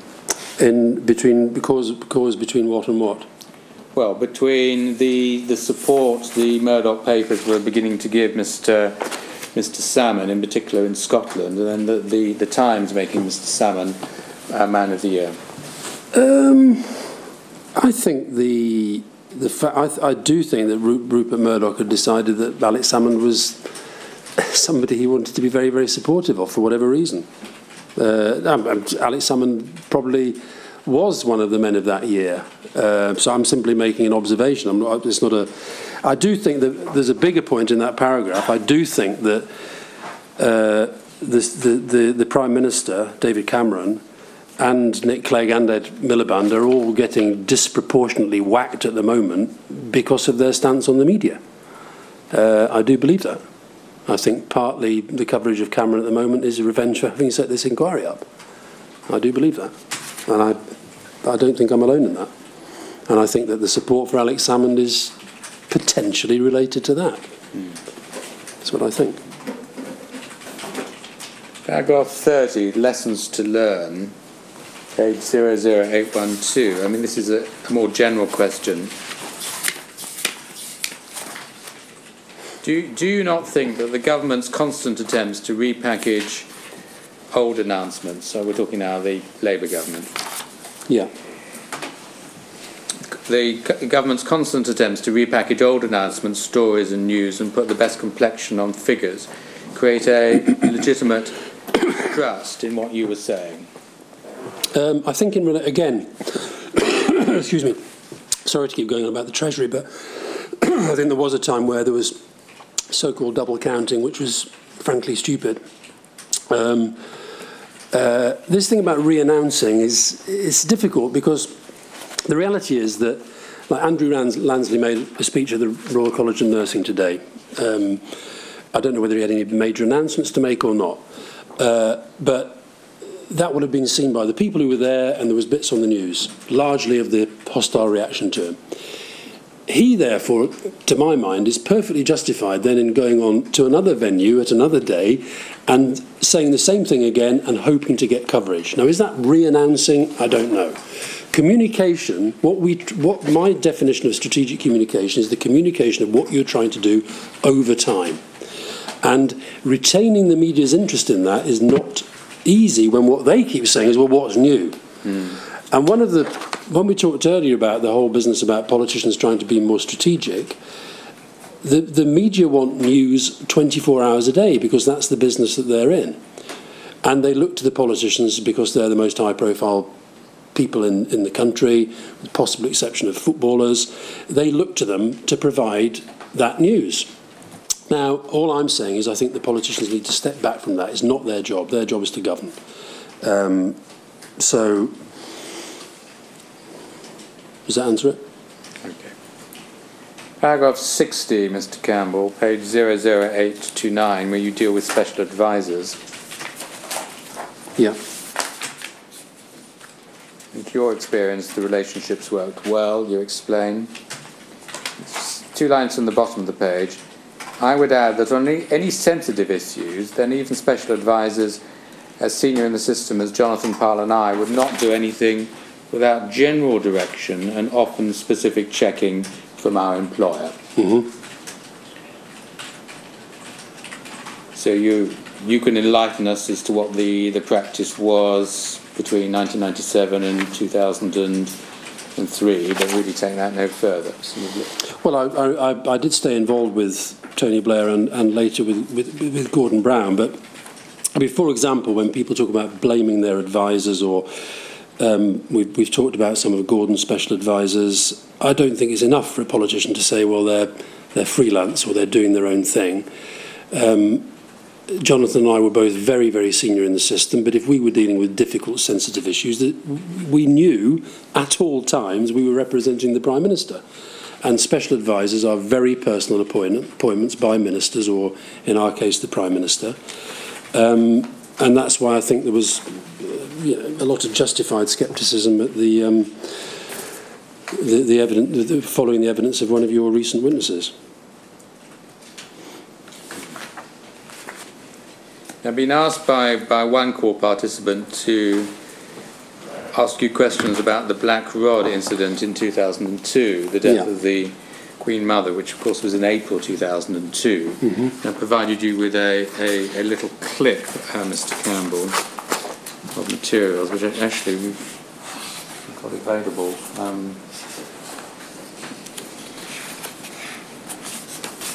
Can we just get the chronology right? There was a piece in the Mail on Sunday, which is... No, I think The Spectator was the first piece. Right. April the 13th, Peter Oborne. How Tony Blair tried to muscle in on the morning. Totally untrue. The piece, certainly one of the pieces you complained about to the PCC, was published in the Mail on Sunday on the 14th of April 2002. Do you recall that? And we got a proof print of the story. Downing Street wanted Tony Blair to have a bigger role in the ceremonies that marked the Queen Mother's death. It was revealed last night. The senior Blair aide telephoned Black Rod and asked if the Prime Minister would be able to meet the coffin and the royal family when they arrived at Westminster Hall. The PM's private secretary, was Claire Sumner, was told by Black Rod that there was no role for Mr. Blair. He made it clear he was not proposed to change his plan. And then a bit later on, the disclosure came amid claims that government officials wanted Buckingham Palace to reduce the lying in state from 4 days to 3 because they feared there'd be insufficient numbers. I paraphrase. But, and then towards the bottom of the page, about 10 lines from the bottom, Black Rod, a former army officer, told her, that's Miss Sumner, politely but firmly, that Mr. Blair would not greet the coffin and the Queen in the ceremony seen by hundreds of millions of TV viewers all over the world. The plan had already been drawn up. And then on the next page, 4 lines from the top, the Downing Street spokesman said last night, "We contacted Black Rod to go through the logistics. We did not suggest that the Prime Minister's role should be changed in any way, nor did we put pressure on anyone." Correct. And you then complained to the editor of the Mail on Sunday on the 15th of April 2002. Mm-hmm. So this was obviously the Monday morning, the following day. You say in the Mail on Sunday yesterday, Simon Waters repeated the false claim, so that must be a reference to the earlier claim in the Spectator, is that right? Yeah. That Downing Street sought to change the royal family's arrangements for the lying in state to enhance the Prime Minister's role. The Prime Minister's asked me to tell you that unless you print a correction and apology which makes clear unequivocally that this story is untrue and you accept it to be untrue, we'll be making a complaint to the PCC under Clause 1 of the Code. Mm-hmm. I think you made the complaint on the 24th of April 2002 to the PCC, but there was an intervening letter from Mr. Wright on the 16th of April where he came out fighting, as it were. The third paragraph, "I do not believe it's in dispute that Claire Sumner telephoned Sir Michael Wilcox to discuss the arrangements. It's our information that Mr. Sumner indicated surprise that Mr. Blair would not be meeting the coffin, and the royal family, when they arrived at Westminster Hall, Sir Michael told Miss Sumner that that was indeed the established plan. He was not prepared to change it. fact, he did make one change. And then Mr. Wright asked for 3 questions to be answered. And finally, there was a letter by Black Rod to the PCC, which we see at the back of this file. It's dated the 8th of May 2002 and came after a request by the PCC made the previous day to respond to your complaint. And Black Rod in this letter effectively said that there were conversations with Miss Sumner and the efforts were made to change the plans. Would you agree with that? Well, if you look at page 3 of his statement, there's the indented top paragraph. He writes the statement that he gave to us that we were then able to use to rebut these totally untrue stories. He says, in the immediate aftermath of the news of the death of the Queen Mother, I was contacted by the staff at number 10 to brief them on the PM's role. I did so and explained the ceremonial. At no stage was I ever asked to change these arrangements. So why on earth he told us one thing when, as his letter then subsequently shows, he clearly, for whatever reason, been having these discussions with Simon Walters. But the point is that it became impossible because the PCC said that they were not in a position where they could adjudicate on fact. And so we just, with all the other things going on, we just said, well, this is a complete waste of time, and we dropped it, which, of course, then the press took to say, well, that means the story was true. The story was untrue then, and it's untrue now. And I've given it, but this was sent to me yesterday. I asked the Cabinet Office to dig out the file on it, and I think, and I've sent to your team the copies of the correspondence on it from our perspective, so that you do actually have the broader story and how we handled it. What Black Rod says towards the end of page 3,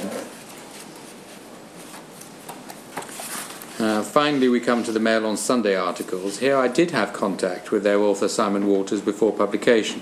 He came to see me on 11th April to research a story on the costs of the lying in state operation. At the end of the interview, he made it clear that he had sources which in effect substantiated the underlying thrust of the Spectator's original article.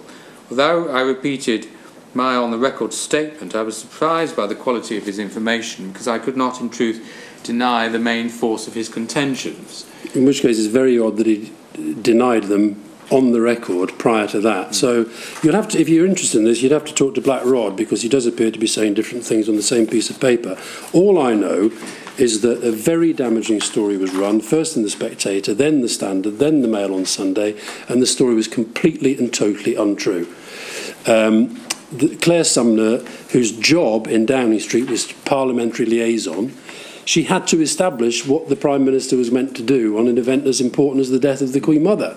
And then he goes on in his letters to talk about there were these visits from Downing Street. They happen to be the Prime Minister's protection team who advance everywhere that he goes. So forgive me if I don't take this as seriously as the people who wrote it at the time, but the story was total nonsense. The Black Rod, for better or worse, on the last page says, I find it rather difficult to fault the Mail on Sunday insofar as its articles dealt with my experiences. Well, he's obviously somebody who was very friendly with the Mail on Sunday, so perhaps didn't want to say anything untoward about them. All I know is the story's untrue. Then finally, I'm asked to put to you, you didn't reply to Mr. Wright's letters of the 12th and the 17th of June. I have no idea if I did or I didn't. Well, I would like to think they would have included them had you done so. I think that's as far as I can take. I think Black Rod ended up taking a position on the PCC, but I could be wrong about that. Pardon me, Mr. Campbell? I think Black Rod ended up taking a position at the PCC. Yeah. Yes, I think you may be right about that. We can look into that. Good to have friends in the press. Oh, come on, Mr. Campbell, don't overdo it. Okay. Another question I've been asked. This was in one of the half dozen that I mentioned earlier that always gets raised. The other question I've put to you, I'm asked to put to you, pardon me, is paragraph 71 of your statement. Yeah. You say, nobody with the Prime Minister's or my authority briefed the Sun on the election date in 2001. But if you look at the third volume of your diaries, page 567, entry for Saturday the 31st of March 2001, you do refer to a conversation with Trevor Kavanagh in these terms: my chat with Kavanagh had been written up hard as a June election. Yeah. And then you move on to a different topic, and the first call of the day was DB, that's Mr. Blunkett, saying he was pissed off it came out in a newspaper like that. Or maybe he was still on the same topic, namely the timing of the election. I'd have to check against the cutting, but I think that refers to a story about David Blunkett's position in the government. I could be wrong, because I think he was moved after the election. But the point I make in my witness statement is valid. The Sun ran a story. Look, it's obvious. I mean, now we have fixed-term Parliament, so this question may not arise. But the timing of the election is a story that every single political journalist is looking for the whole time, and they speculated about it all the time. The truth is, we had been planning to have the election on May the 3rd, and it was postponed because of foot and mouth. Now, Trevor Kavanagh had run a story earlier saying May the 3rd, election day, official. Now, that didn't come from us, and nor did the subsequent story saying that it was going to be on whatever date in June it turned out to be. And I think all I'm reflecting, I was probably speaking to Trevor Kavanagh every day at this point. We were in the middle of the run-up to the election campaign. But at no point did I give anybody tell anybody until the Prime Minister announced the election date, although by then we were frankly running out of. But some would say that it's fairly clear from that first sentence of the diary entry that you had a conversation with Mr. Kavanagh, and he certainly gained the impression from it that the election was being put back to June. He may well have done. But what I didn't do was brief him on the election date. So what's the difference, Mr. Campbell? Well, the difference is he phones me up and says, Alastair, can you tell me when the election is? And I tell him what the date is. Having conversations, and this is where it's very difficult. I just ask you to imagine what it's like being in my position, where I know the information. He thinks that he knows the information. He's trying to tease it out of me. And he reads body language, and he reads the way that I say things. I don't want to mislead him. And again, contrary to the sort of Oborn thesis, I never told them lies, but I sometimes didn't tell them everything that I knew. He reads the language. By then, it was blindingly obvious when the election was going to be, frankly.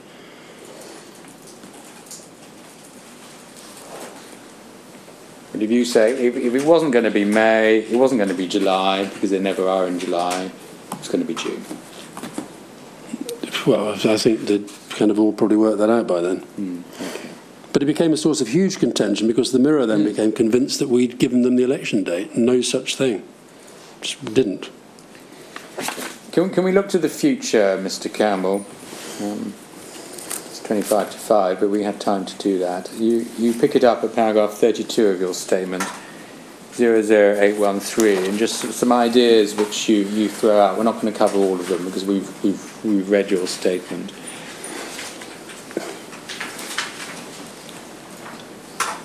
You say in paragraph 34, this is a very difficult area in which to regulate. We understand that. I'm interested in paragraph 36.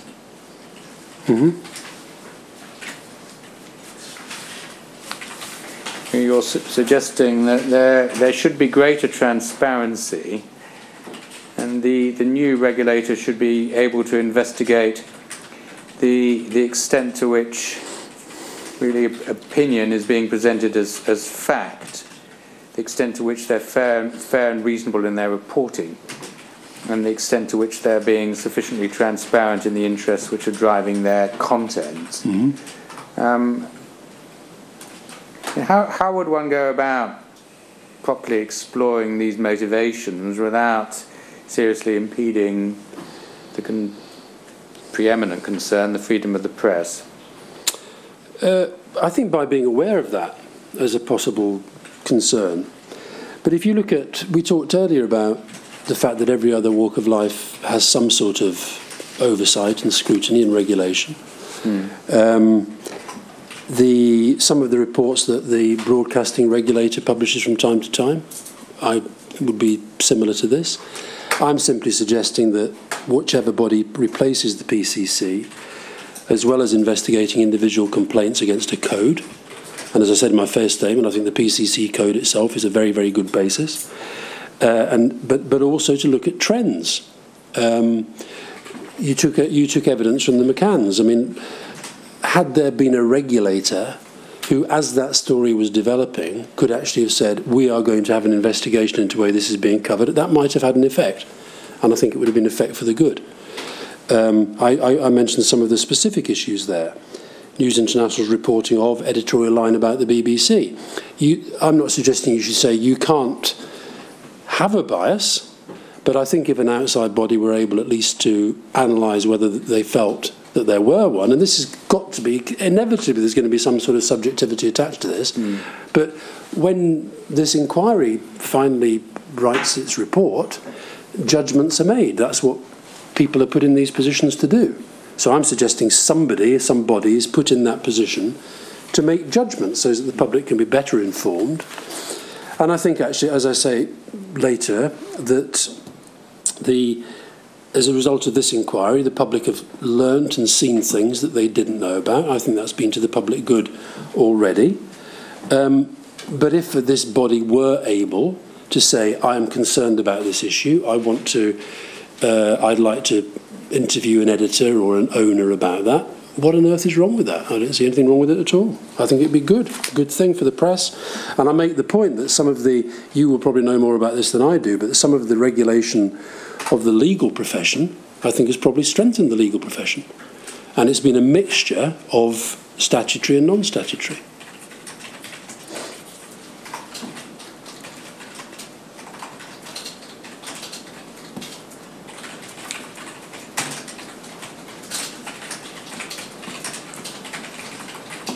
Not be a difference. If you compare the last sentence of paragraph 37 with the last sentence of paragraph 39,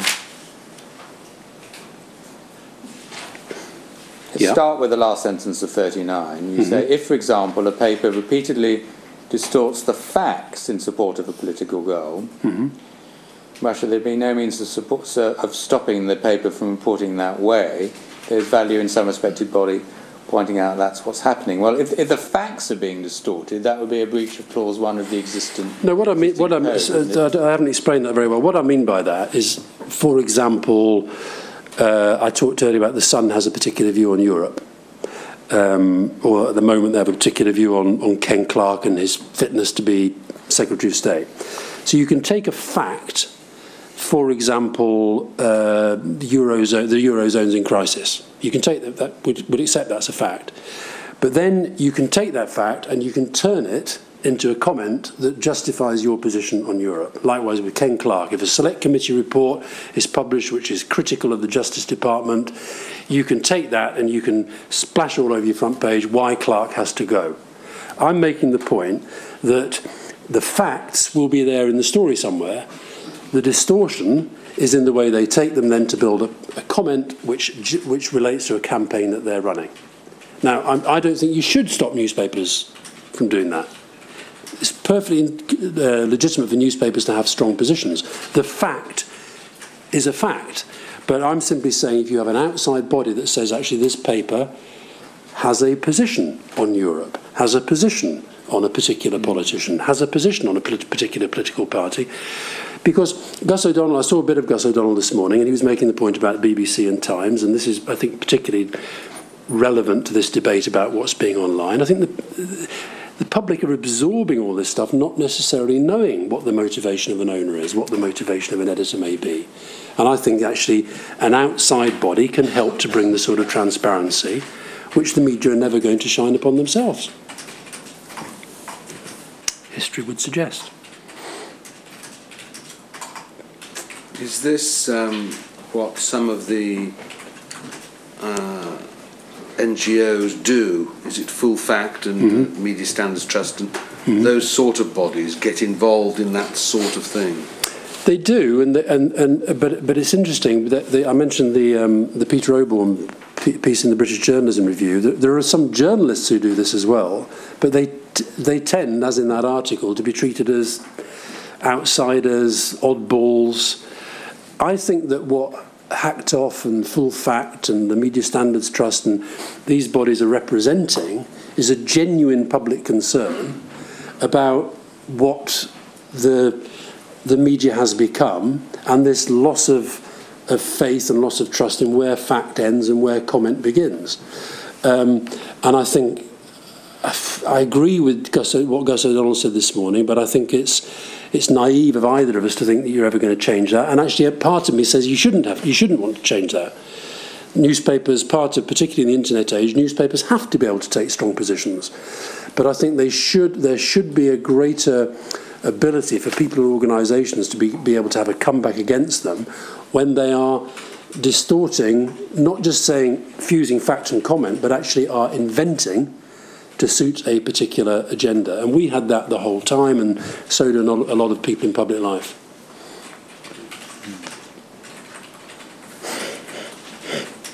I'm just trying to think through this, Mr. Campbell. One's segregating fact from comment, and fact, of course, is fully within Clause 1 of the Code. It can be scrutinised now.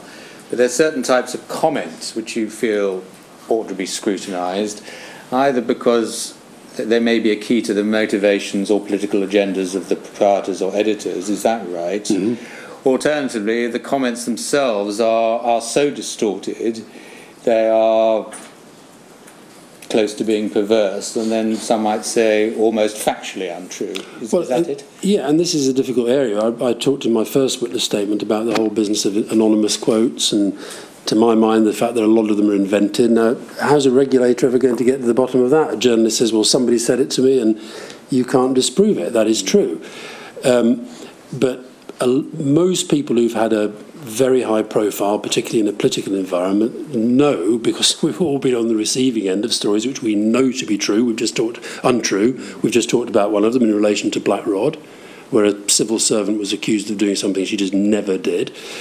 And then I, of course, was accused of having put her up to it, and then Tony Blair was accused of putting me up to it, to put her up to it, based on anonymous quotes. Now, maybe somebody did say something, but it's very difficult when you know that what they said is untrue. I don't know what a regulator does about that, but I think that having a respected outside body that is able to investigate and look at things thematically, I think would be a useful addition to this area. Now, the other area where, of course, you've got a problem is that you're looking at the print industry, which is really challenged at the moment for reasons that are obvious, the technological change and advance. That's accelerating. But why I think it's still important to keep the focus on the print industry is because these are the same people who, to be fair to them, are having to, and in some cases are successfully adapting to this technological revolution. So actually, if you do get the regulatory framework right for print journalism, I think that will have a profound effect on the way the internet develops. This is not so much as whether, Mr. Lebedev made the point, it's not so much as whether your news comes on dead trees or through the tablet or whatever. The fact is that it's about, or maybe about, the thing that journalists do that nobody else does, which is to go out to get stories, to put the facts together, and then to write about them in a way that is accessible to a wider population, which is perhaps different from those that are simply tweeting to one another or otherwise communicating on Facebook. Yeah, but when we had the little break, and I was just sort of having a look at my phone, and I mean the guys from the BBC and ITV and Sky who are covering this, they're not here. They're outside, they're watching it. Why don't they want to be in here? Because they want to tweet. Because that is now part of journalism as well. So they tweet, they write, they blog, they go on television. They are journalists. What I think is happening is that we're going to end up in a position where there has to be a redefinition, essentially, of what a journalist is. I think it would be absurd to expect you to have regulation for every single person who's on Facebook and Twitter, because then you're not far off from saying we have to regulate the content of text messaging and so forth. It's absurd. So I think there has to be a definition of what a journalist is, what a media organisation is. And this is where I have some sympathy for the print industry. It's not just about the print industry. Well, I'm sure that's right. The problem is, as Lord O'Donnell made clear, that you've not merely got to capture where we are at the moment, where you're going to be. Devise it in such a way that it is relevant to where you'll be in 5 years' time. Yeah, and I think that is difficult, because if you think that 10 years ago Facebook, Google, Twitter, YouTube didn't even exist, and now they are dominant within this space, and the newspapers are struggling to catch up. And as Rupert Murdoch himself said, in their mind, being ripped off the whole time for content. That's a difficult. Now you've been given the specific area, but I think in terms of this debate, it's developing so quickly that. But I mean, I've heard you many times and have read you in the transcripts talking about the elephant in the room. Maybe for a while the elephant kind of has to be parked a bit, because I still do think if you get the press, the new PCC, whatever that becomes, and however it's constituted, if that works better than its predecessors, I do think that will have a big impact on the way that the rest of it, the blogosphere and so forth, develops. Because again, people aren't stupid. They can work out who knows what they're on about. When you see which of these websites get lots of traffic and which don't, it does tend to be the ones who invest properly in journalism and do real stories and so forth, and hopefully that the best get to the top. Well, the great problem is that you so define the issue that it is incapable of any sensible resolution, and that's a problem. But I sort of sense that the press who I sense fear most what you may conclude are hoping that first you and then the politicians sort of say this is now so complicated we can't, it's changing so fast we can't do anything about it. I think if nothing is done, given how we've got to where we are now and the broader cultural issues that we've talked about, I think then we will be missing probably the only opportunity that we'll have for a generation to get this right. And it's I totally understand what Gus O'Donnell's saying, but it's really not the role, I don't think, of legislators, let alone an inquiry, to sort of say, well, let's predict how the world's going to be in 10 years and legislate for that. Kind of, they have to take a decision based upon what's happening now.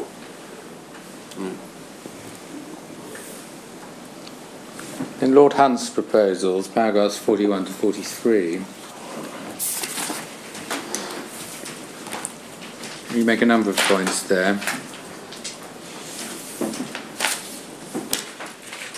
Paragraph 41, I paraphrase, without obvious carrots, it's difficult to see what other than goodwill and good faith will bring everybody into the sheep pen, as it were. Well, that point obviously is noted and understood. Paragraph 43, third line, perfectly possible to have a systems of regulation and accountability which carry the authority the government and Parliament can confer, but in their operations are independent of government, Parliament and commercial vested interests. And then you've furnished us with analogies from other regulatory spheres. And then you have some... For authority, what do you say about the word structure? What do you mean by that? Sorry. In other words, it's perfectly possible to have a system of regulation accountability which carry structure the government and Parliament can confer. Yeah, but my point is that if it is some of these bodies that I mention, let's take the Legal Services Act leading to the Legal Services Board. I think the fact that it's flown from an Act of Parliament gives it greater authority. Yeah. And I think the fact that Parliament then can have recall upon its effectiveness is a good thing. I think the fundamental weakness of the PCC has always been the fact that it's a self-regulatory body run by the people who are regulating it.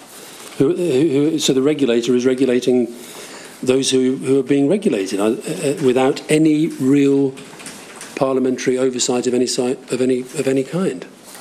Yes, of course, what Lord Hunt said was that if you even go down that route, there are enough parliamentarians who will really want to screw the press down. I know that's his view, and I say in my statement, I saw Lord Hunt and he asked me in for a chat about it, and I know that's his view, and it's not my view. I think people are seized enough of how serious the issue is, and I think if you see I'm worried the other way, to be frank. I'm worried that too many of the parliamentarians just want to turn away from this. There's plenty who get a high profile with saying what they say on the kind of let's regulate side of the fence, but I think my worry, as I said, in relation to Michael Gove and some of the political leaders, is that they just sort of want this to go away. Yep. And then, Mr. Campbell, you identify what you describe as potential flaws in Lord Hunt's proposals.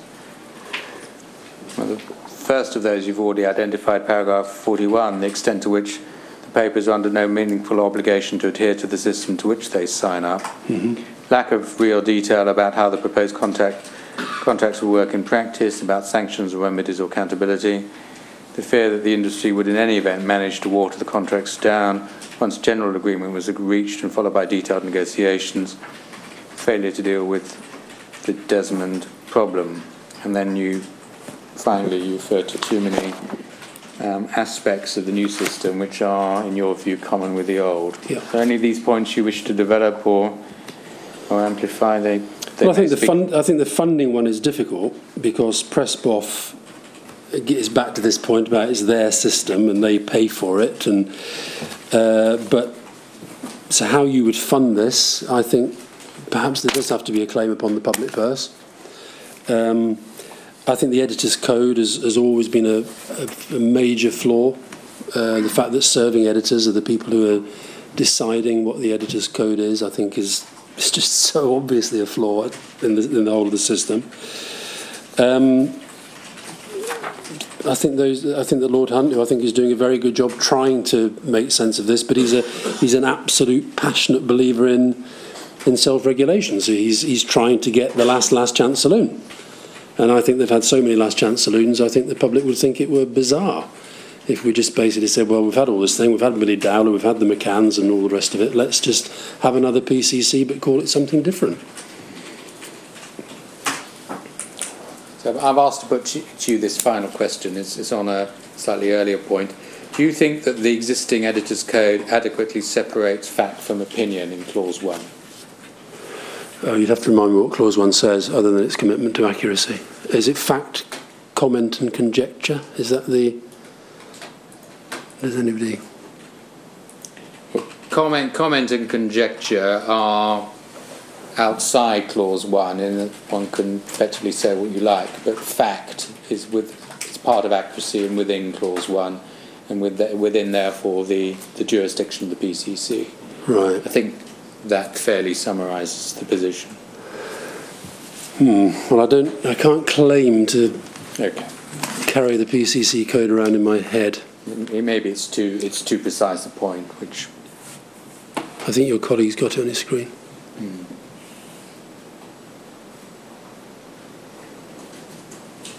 Yes, the press, while free to be partisan, must distinguish clearly between comment, conjecture and fact. There may be them. I think that's a very, very good principle. Thank you. Well, thank you very much, Mr. Campbell. Thank you. Mr. Campbell, thank you very much. I'm very grateful for your help. Thank you. Thank you. Right. 10 o'clock. All rise.